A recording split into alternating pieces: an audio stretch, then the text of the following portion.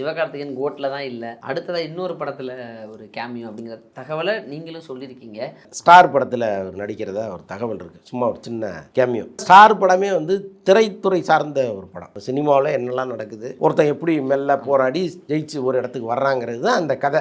அதில் வந்து சிவகார்த்திகேயன் ரொம்ப கரெக்டாக பொருந்துவார். எங்கேயோ ஒரு இடத்துல ஷூட்டிங் நடக்கும்போது கவின் வாய்ப்பு கேட்டு போகிற மாதிரியோ அல்லது சிவகார்த்திகேயன் கூப்பிட்டு கவினை பாராட்டுற மாதிரியோ எங்கேயாவது ஒரு சீன் வச்சுருப்பாங்க. இன்னொன்று, சிவகார்த்திகேயன் விஜய் டிவிலேருந்து வந்தவர். விஜய் டிவிலேருந்து யாரெல்லாம் வராங்களோ அவங்களுக்கெல்லாம் வந்து சப்போர்ட் பண்ணுங்கிற எண்ணம் ஆட்டோமேட்டிக்காக அவருக்குள்ளே இருக்கும். அப்போ சந்தானத்துக்கு சப்போர்ட் பண்ணலாம் கேட்கக்கூடாது. சந்தானம் ஒரு நேரடி எதிரிகள். சந்தானம் வந்து சிவகார்த்திகேயன் மாதிரி வரணும்னு நினைச்சு செஞ்ச சில வேலைகள் அவங்களுக்குள்ள ஒரு சின்ன முரண்பாட்டை உருவாக்குச்சே தவிர, உன் பாதை வேற என் பாதை வேற, நம்ம ரெண்டு பேரும் நண்பர்களாக இருப்போங்கிற மாதிரி ஒரு இடத்துக்கு சிவகார்த்திகேயன் வந்தால் கூட சந்தானம் வரல. கவினை பொறுத்தளவுக்கு அவர் சிவகார்த்திகேயன் ரொம்ப நெருக்கமாக பழகிற ஒருத்தர் தான். அதனால அதுக்குள்ள அவர் வர்றதுக்கு நிறைய வாய்ப்புகள் இருக்கு. அது கிட்டத்தட்ட அதில் நடிக்கிறாருங்கிற மாதிரி ஒரு தகவல்.